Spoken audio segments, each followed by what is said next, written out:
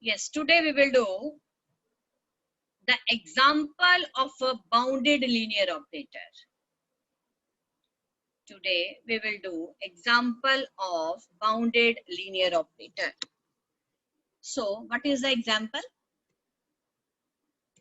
क्या example है? Consider the operator. Consider the operator t from L square to L square defined by t of x. अभी तक सिर्फ theoretical चल रहा था, अभी ये ऑपरेटर है, ये बाउंडेड की डेफिनेशन है. Now we have an operator. Operator define किया, देखो किस स्पेस पे, नॉर्म लीनियर स्पेस है. ये स्पेस कौन सी है? इसको एल स्क्वायर भी लिखते हैं, इसको एल टू इंफिनिटी भी लिख सकते हैं आप. ठीक है, so this is the space of bounded sequences. How the image is defined? The image is defined as tx is equal to x1 x2 by 2 x3 by 3 for all xi, for all x is equal to xi, I running from 1 to infinity in L square. ये सारी sequences कहाँ से आ रही हैं? L square से. Question है, prove that t is bounded and norm of t is less than or equal to 1. So here the question in which we will prove t is a bounded operator, right? Yes. अब उसके बाद, अब proof में सबसे पहले बेटा हम mapping को डिफाइन करेंगे. I will define the mapping. So ये मैपिंग है आपकी. here is t, here is L square, here is L square. सो यहाँ से आपने एक सीक्वेंस ली, उस सीक्वेंस का नाम है xi. ठीक है जी, क्या है उस सीक्वेंस का नाम? xi. और इसको x का नाम दिया है और इसकी इमेज क्या है? tx है. And it is given to be x1 x2 by 2 and इस तरह से ये डिफाइन किया, इनफाइनाइट सीक्वेंस है. सो गिवन, प्रूफ शुरू करेंगे इसका.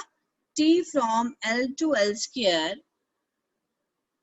defined as t of x is equal to x1 x2 by 2 x3 by 3 for all x is equal to xi, I running from 1 to infinity in L square.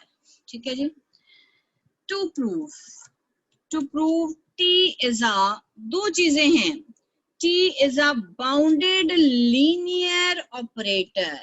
मतलब पहले हम इसको prove करेंगे t क्या है, लीनियर है, और secondly we will prove that it is bounded.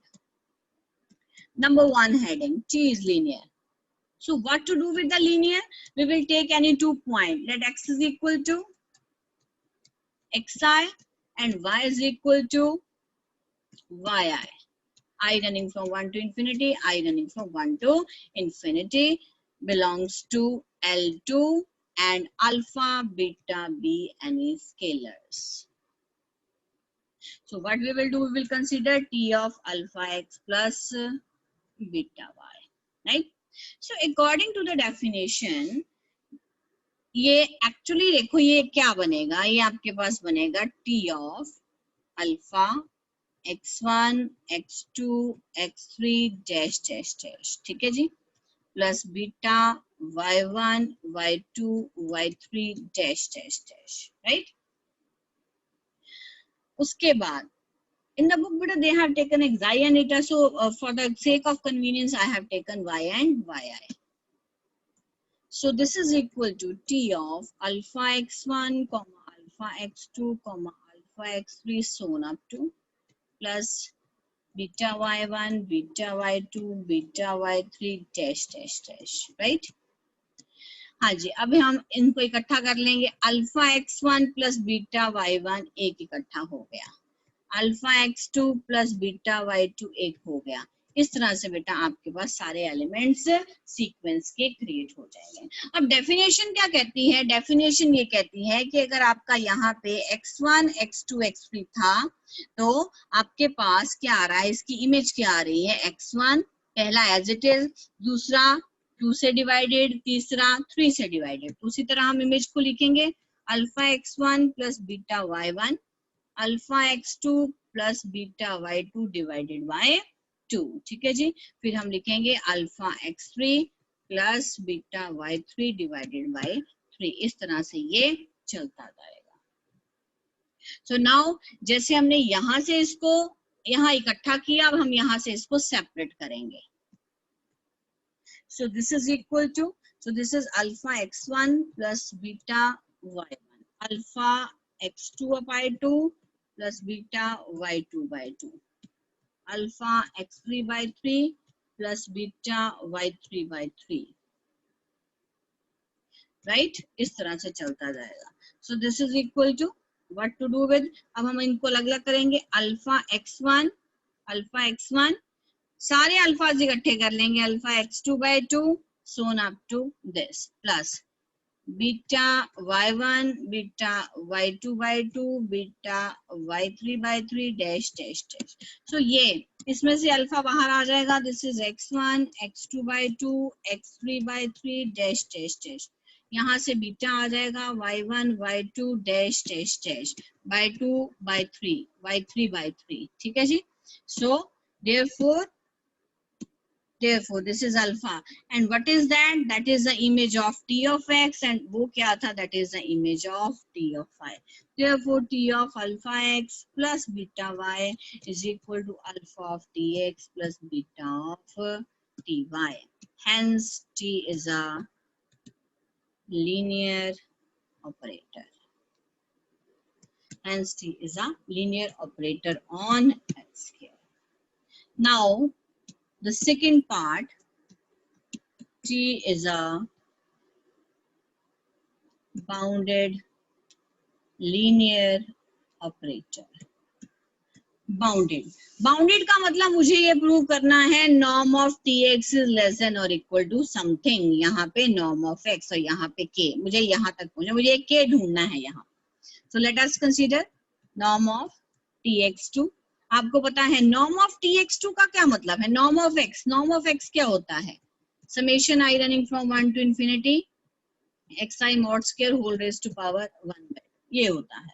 ठीक है, तो वही डेफिनेशन। अब tx के एलिमेंट्स क्या है बेटा? tx के एलिमेंट्स ये पड़े हैं आपके पास x1 x2 by 2 x3 by 3 dash dash dash, ये सारे एलिमेंट्स हैं। अब इनका नॉर्म निकालना है तो हम लगाएंगे summation i running from 1 to infinity. ठीक है, तो एलिमेंट्स क्या है? xi अपॉन i, इन सबका हर एलिमेंट का स्क्वायर और whole raised to power 1/2. This is by the definition of norm in L square. So अब इसको थोड़ा सा मॉडिफाई करेंगे। This is xi square upon I square, right? So here अब हमने क्या किया बेटा, क्योंकि ये समेशन के अंदर आपके बाहर ही रूट आता है 1/2। ठीक है, चलिए उसके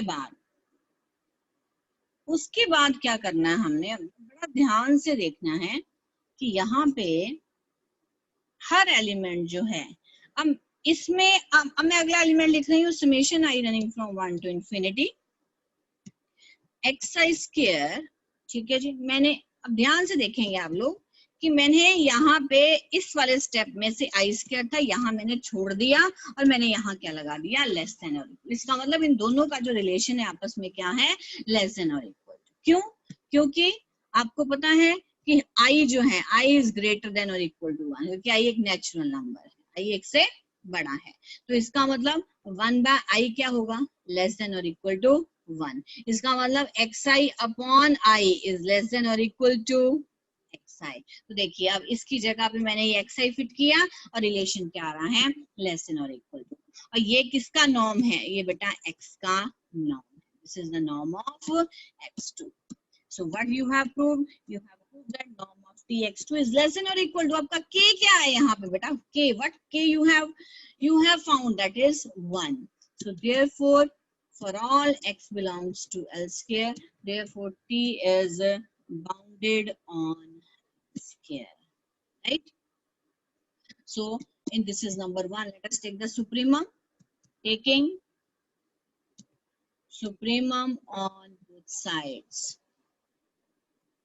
with respect to norm of x less than or equal to norm of x less than or equal to 1.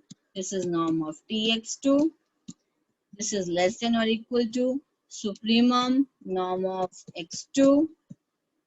और यहाँ पे देखो वही एलिमेंट है, उसी का ही नॉर्म जा रहा है, तो आंसर कितना आएगा आपके पास 1, क्योंकि इसका सारे x जो है वो एक या एक से क्या है, या एक से छोटे हैं उससे, या एक से बराबर है, तो इसका मतलब इसका सुप्रीमम आपके पास क्या आएगा, इज इक्वल टू 1। और इसका नाम क्या आ जाएगा, नॉर्म ऑफ टी। जो लेफ्ट साइड है इसका नाम क्या आएगा, नॉर्म ऑफ टी।